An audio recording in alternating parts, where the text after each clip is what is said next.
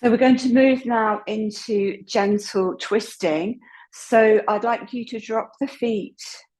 Well, you can either drop them to the mat with the knees bent, heels coming in towards the buttocks. Have the feet about hip width apart. If you want to work more gently, have the feet a bit closer together. If you want to work more dynamically, you leave the knees over the belly. And you're going to take the arms out just below shoulder level, about level with your collarbone. And as we did last week, we're going to be doing the shoulder movement again. So if you want to look at your screen again, I'm just going to explain this once more. So as we externally rotate, we turn the palms away from us, and then we relax them, bringing the palms up to the ceiling, and to internally rotate, we turn the palms down.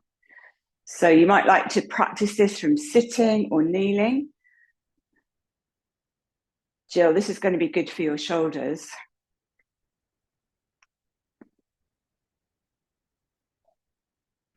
When we've been fatigued and ill, our shoulders tend to suffer because we tend to curl inwards. So part of our recovery is opening up the shoulders again and opening up the front of the chest. And this is a movement that really helps with this. So I'm going to try and do my best to direct you with this as we move. So start arms just below shoulder level, palms turned up, knees bent. And we're just going to leave the arms where they are for now. We're just going to very slowly rock the knees from side to side.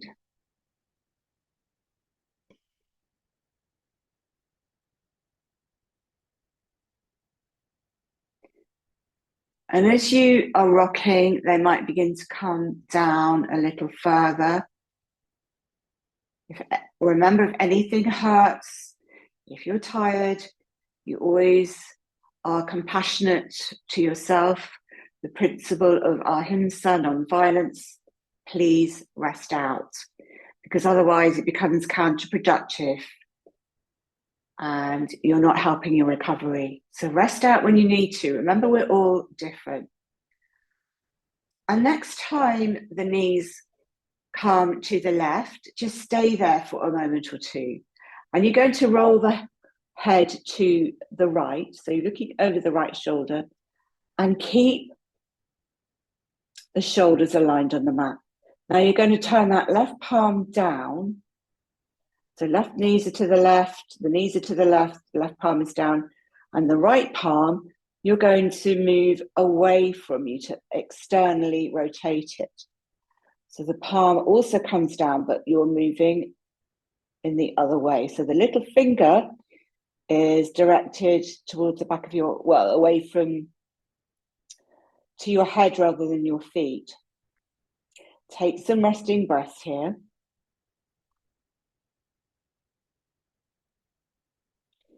And then with that right palm, bring it back up to face the ceiling. Bring the left palm up to face the ceiling. Inhale, center the head and center the knees. And then just take a moment or two to see how the arms feel, how the shoulders feel, how the hips feel.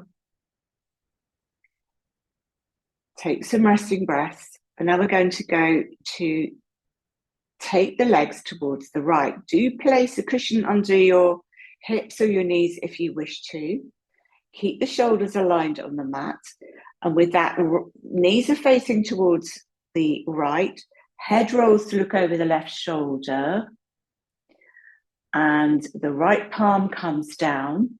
The left palm, again, is rotating away from you. So that little finger is in the direction of the head rather than the feet. And just take some resting breaths here.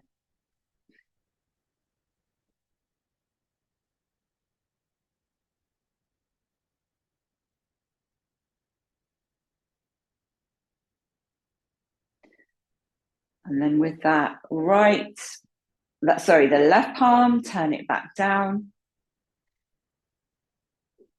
Center the head, center the knees. And now turn both palms up. And then bring one knee into the chest, then the other knee. And we're just going to move a little into Apanasana. And we could put the chant in for the root chakra, if you like, which is Lam, that's the seed mantra, if you would like. So what you're going to do is breathe, take your hands around your knees or below the knees or under your knees, wherever is comfortable. You're going to breathe in as the knees float away from you, the elbows straighten, and then you're going to chant the knees in, Lam, Lam, Lam. Breathe in, knees float away from you, Lam, Lam, Lam. Just do that a few times in your own breathing rhythm, your own pitch, and be aware of the base of the spine again, that root chakra, and your connection of your back with your support.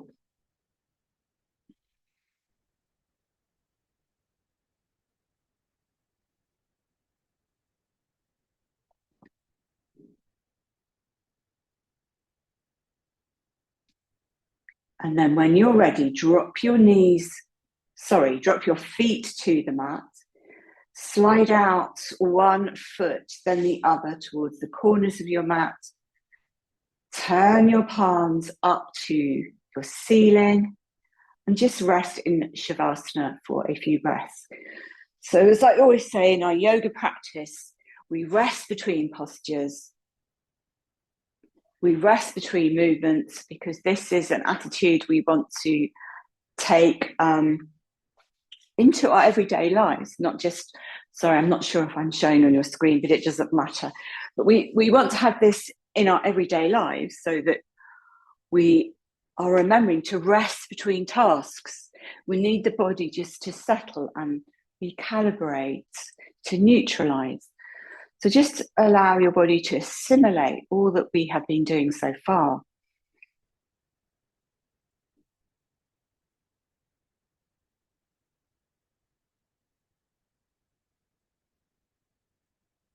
Now you can continue to rest if you feel that's better for you. So again, try and cultivate this awareness of how you're feeling, the instinct, your own intuition, knowing if it's more nourishing for you to rest or if actually your body would like to do a little bit more movement. If it would like to do some more movement, please roll to the side. Stay there for a moment or two, and then we're going to do a little bit of movement into our cat posture. So you're going to, when you're ready, come up into all fours. Chakravakasana, so hands are under the shoulders, knees are under the hips. And as always, you can use blankets maybe under your knees if you need to. You can roll your mat if that's more comfortable. And as you just get into position, just experiment taking your weight forward over your wrists and then back over your knees. And I always suggest you have a bit of weight, slightly more weight over the hips, the knees, the hips, because that takes a bit of pressure off the wrists. And with your hands, you want to spread your fingers, but don't have the palm solid on the mat because that's not good for your carpal tunnel. Think of just resting slightly on your fingertips. And then think about making space between the crown of the head and the tailbone.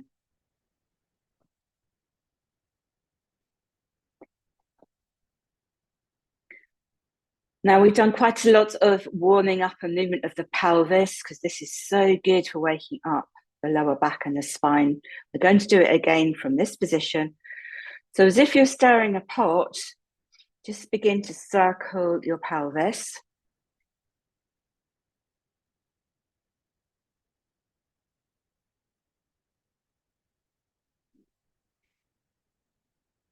And experiment with making your movements small or large.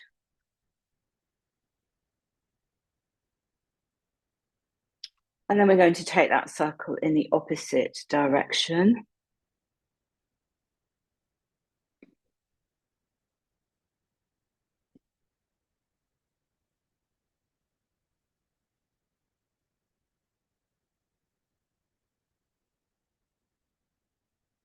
And then coming back to neutral cat.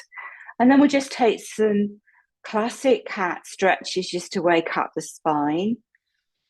So we're going to breathe in, and all we're doing is lifting the heart. We're not taking the head too far back.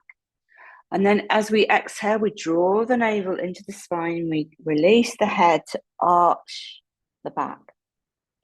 Inhale to open the heart.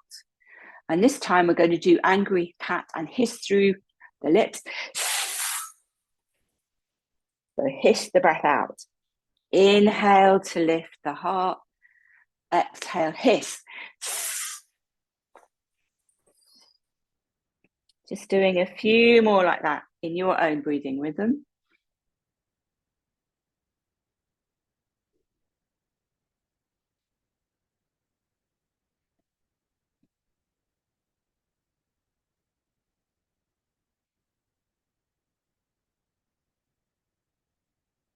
And then coming back to neutral cat, we're going to chant our hips towards our heels. If you don't want to chant, you can just breathe.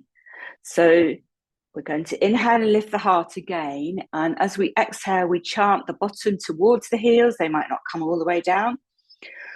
Lam, lam, lam. Inhale to come forward. Lam, lam, lam. And take that 3 to 5 times more in your own breathing rhythm and your own pitch. And when you've finished, I'm going to suggest you rest down in pose of a child, but you just rest in any way that is comfortable for you.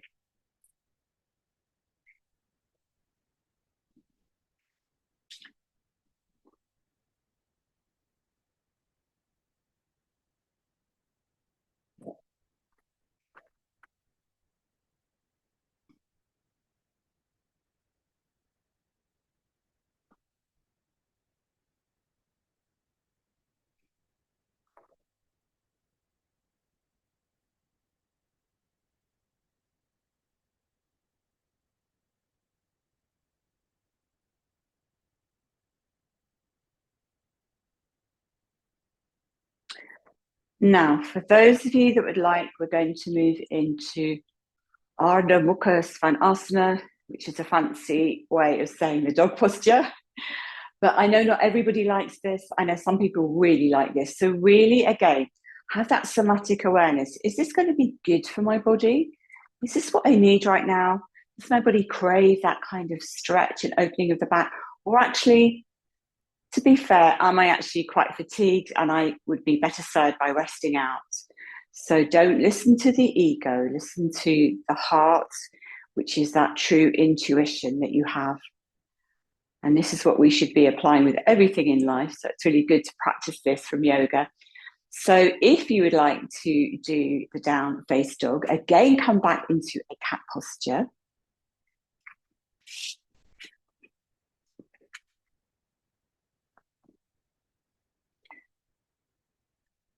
Again, think about having those fingers open, fingertips pressed down, space between the crown of the head and the tailbone. And then take the palms one hand's pace in front, tuck the toes under, take an in-breath. As you exhale, lift the hips to come up onto your toes. And look at your knees to keep the back of the neck long. Just slightly moving your chest in towards your thighs. And then bend the right knee. Take the left heel down towards the floor, but maybe not all the way down. You don't want to hyperextend. And then lift the left heel, bend the left knee, take the right heel down towards the floor, and just do a few movements like that. Now, when we've been ill, often we lose our muscle tone, and that can actually make us too flexible. which means that we can injure ourselves by hyperextending. So don't push yourself and be aware of that. So flexibility is not always a good thing. You need the muscle as well.